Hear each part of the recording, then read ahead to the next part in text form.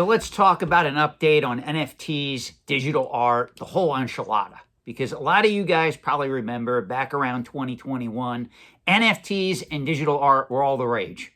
Christie's, Sotheby's, other extremely high profile auction companies that cater to the top 1% of the art world were going all in.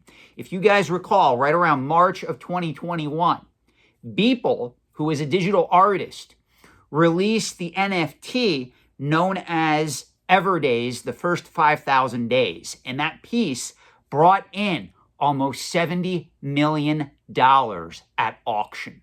This was a record-breaking price in the world of NFTs / digital art. Well, today, in 2025, things aren't looking so good for NFTs and digital art. There's an excellent article I'm going to read a few paragraphs from, but I am going to link in the video description below, courtesy of artnet.com. Now, if you don't follow artnet.com, you probably don't have an interest in art, and I don't blame you if you don't have an interest in art for not following artnet.com. But artnet.com does have a lot of great stories related to the art world. Most notably, they do talk a lot about the investment potential of art. Now, if you are new to my work, if you're new to this channel in general, I teach collectible finance, obviously one of the most mature and sophisticated markets in the entire antiques and collectibles trade.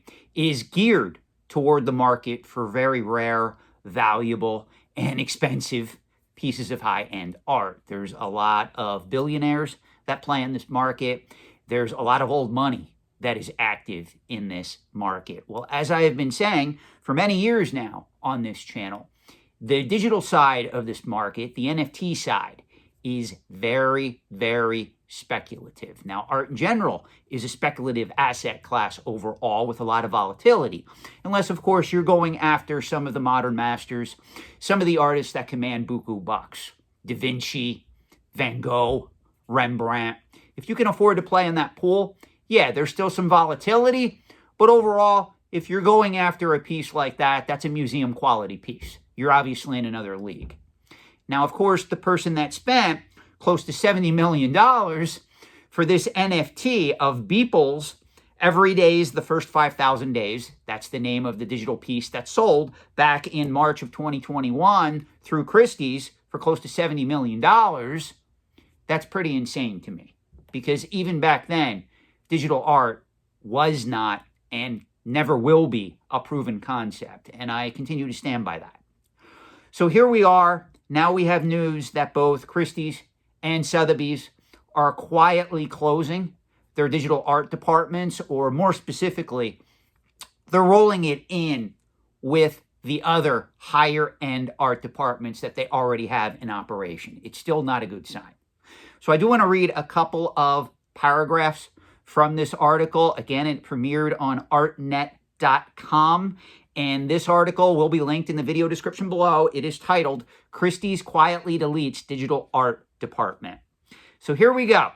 Christie's has quietly shuttered its digital art department, making the end of a short but influential experiment that helped propel NFTs and AR art into the mainstream. The move comes as the art market weathers a prolonged contraction and as trading in digital art has dropped from its 2021 peak. Now, make no mistake, art can be a fantastic investment, especially if you have a lot of money to play in this market overall. It is seen as an alternate asset class for the extremely wealthy. But you still have to understand that right now, even wealthy individuals, they're still dealing with economic uncertainty. They're still dealing with the fact that there's a lot of volatility in the financial markets. And also this is, of course, spreading to collectible markets for the most part. Now, some of your lower end collectibles, like when we talk about modern mass-produced Pokemon cards, right now that's in a speculative frenzy.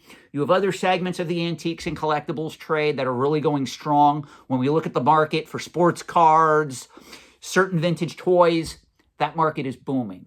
But what's fascinating about the entire antiques and collectibles trade, all these different collecting categories are operating at different levels, and a lot of them are not dependent on one another. So for instance, right now, if we're talking about great at video games, if we're talking about great at vintage comic books, those markets are pretty much in the doldrums. But if we look at coins and currency are pretty much booming or humming along. And then we have other markets that are in between those markets. So it's very fascinating how this all comes together.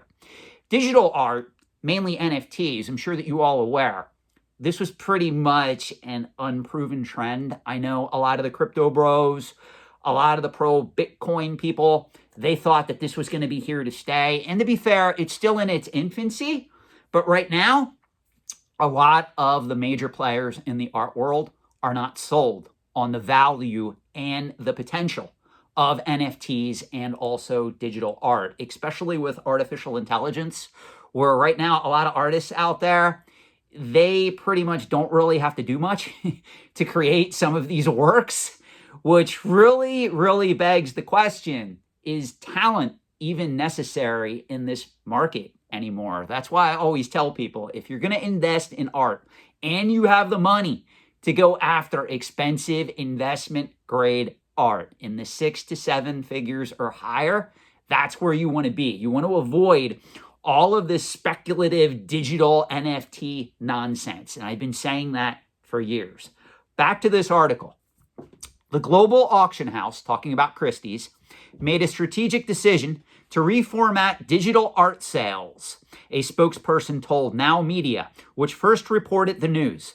The company will continue to sell digital art within the larger 20th and 21st century art categories. So they're still going to offer it. It's just going to take backstage to a lot of their more prominent offerings. 2 of the department's staff members were let go at the end of August, including the vice president of digital art, according to Now Media. Christie's did not respond to a request for comment on the staff reduction at present time. Most companies, including auction companies, they're no different. They normally don't respond to questions and comments in this regard. I want to read you 2 more paragraphs on this, then I'll give you my final thoughts on what's happening here. So here we go. The decision to downsize comes amid a 2-year contradiction in the art market. Christie's brought in almost $1.5 billion in fine art sales in the first half of 2025, a decline of 1.9% from the same period last year, according to ArtNet's mid-year intelligent report published on September 8th. However, sales were down nearly 25% from the first 6 months of 2023. Now, this is where it gets interesting, and this is key, guys. So please pay attention to this last paragraph I'm going to read you. The NFT art market, meanwhile, has also faced closures, including the shuttering of digital art platforms like Async Art, Known Origin, and LG Art Lab. The trading volume, this is where it gets interesting, of art NFTs fell from a high of $2.97 billion in 2021. Let me say that number again. $2.97 billion in 2021, almost $3 billion, to just $197 million in 2024, according to one analysis by DAP Radar. You have to look at this as a trend. This is why I tell you guys, be very cautious about speculative bubbles and even speculative frenzies. This pretty much market for NFTs, digital art, was once selling for close to $3 billion. Now it's down to a little under $200 million in just 3 to 4 years.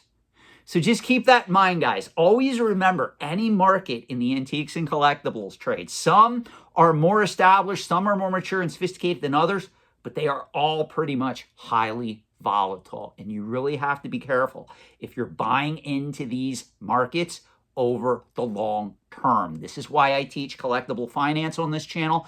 This is why I always get into heated debates with the Timmies, Kimmies, and Poindexters out there that do not understand that their beloved collecting category, doesn't matter if it's Pokemon, Nintendo, Star Wars, G.I. Joe, whatever it is, it can easily turn on a dime and fall. Always remember, I always talk about this in the articles that I write for Antiques and Auction News. The only constant in the entire antiques and collectibles trade is change, and this 100% proves it. Thank you for watching. Let me know your thoughts in the comment section below. Again, quick reminder, I will link this article in the video description below. If you are interested in this subject matter, please take the time to read this. Usually when I upload videos on art and fine art, they don't get barely any views. I am really trying to educate you guys on a lot of these more mature and sophisticated markets where other YouTube content creators have pretty much ignored. I want to at least shine a light on them. That's what I teach here as an expert in the trade. So I hope you get something out of this. Thank you for watching and have a great night. I will see you in another upcoming video.